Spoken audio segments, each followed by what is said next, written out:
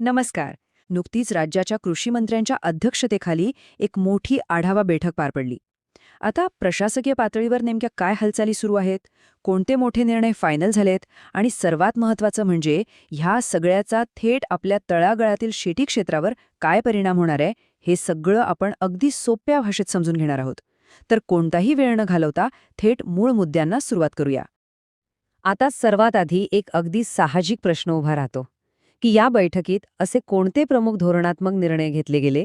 बरेच दिवस प्रशासकीय पातळीवर जे काही अडथळे होते ते कसे दूर केले जात आहेत, जेणेकरून शेतकरी वर्गाला लवकरात लवकर आणि थेट मदत पोहोचेल. आजचा हा संपूर्ण आढावा आपण 3 प्रमुख मुद्द्यांच्या आधारे समजून घेणार आहोत. पहिला मुद्दा म्हणजे थेट खात्यात जमा होणारं अनुदान, दुसरा तब्बल 11,000 शेतकरी मित्रांची भरती आणि तिसरा बहुचर्चित मुद्दा म्हणजे कर्जमाफीबाबतची आलेली एक अत्यंत महत्त्वाची अपडेट. तर यातला पहिला प्रशासकीय स्तंभ आहे खात्यात जमा होणारे अनुदान. बऱ्याचदा असं होतं की अनुदानाचे पैसे लाल फितीच्या कारभारात अडकतात आणि प्रत्यक्ष मदत मिळायला खूप उशीर होतो, बरोबर? पण आता या विलंबाकडून थेट आणि तातडीच्या आर्थिक दिलाशाकडे वाटचाल सुरू झाली आहे. अनेक महिन्यांपासून जे पैसे फक्त कागदावर अडकून पडले होते ते आता प्रत्यक्ष वितरित व्हायला सुरुवात झाली आहे. प्रलंबित अनुदानाची रक्कम थेट बँक खात्यात जमा करण्याची प्रक्रिया अतिशय वेगाने सुरू करण्यात आली आहे.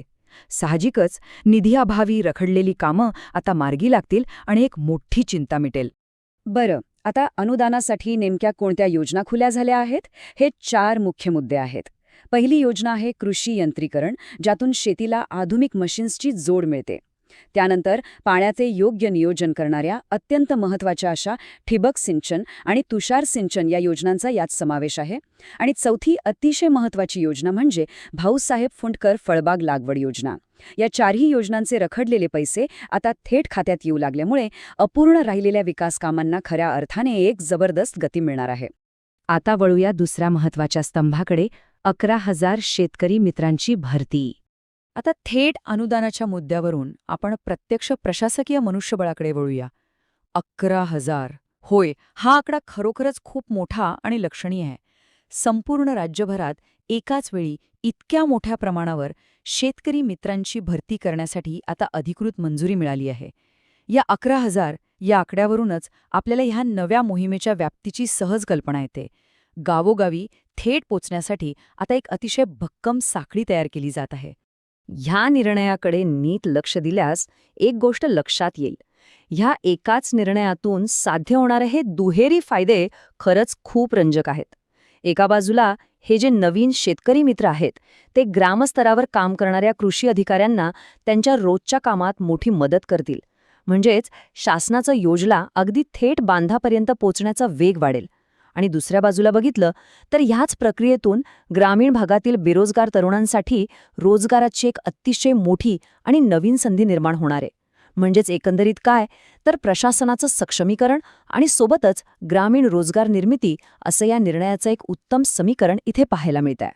आणि आता आपला तिसरा आणि सर्वांत बहुचर्चित स्तंभ, कर्जमाफीबाबत आलेले महत्त्वाचे अपडेट. राज्य सरकारच्या या प्रस्तावित कर्जमाफी योजनेबद्दल प्रशासकीय पातळीवर नक्की काय शिस्तय याची सर्वांनाच खूप उत्सुकता होती. या प्रक्रियेचा जर आपण कालक्रमानुसार आढावा घेतला तर सद्यस्थिती अगदी स्पष्ट होते. हे 3 टप्पे अतिशय महत्त्वाचे आहेत.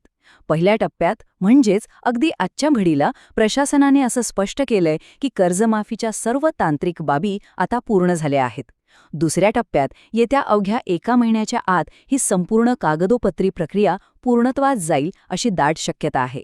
आणि तिसरा सर्वात महत्त्वाचा टप्पा म्हणजे लवकरच राज्याच्या मुख्यमंत्र्यांकडून याची अधिकृत घोषणा केली जाईल आणि त्यानंतर लगेचच शासनाचा अधिकृत GR म्हणजेच शासन निर्णय प्रसिद्ध केला जाईल. म्हणजे प्रतीक्षा आता अगदीच थोड्या दिवसांची आहे. तर एकंदर चित्र कसं आहे?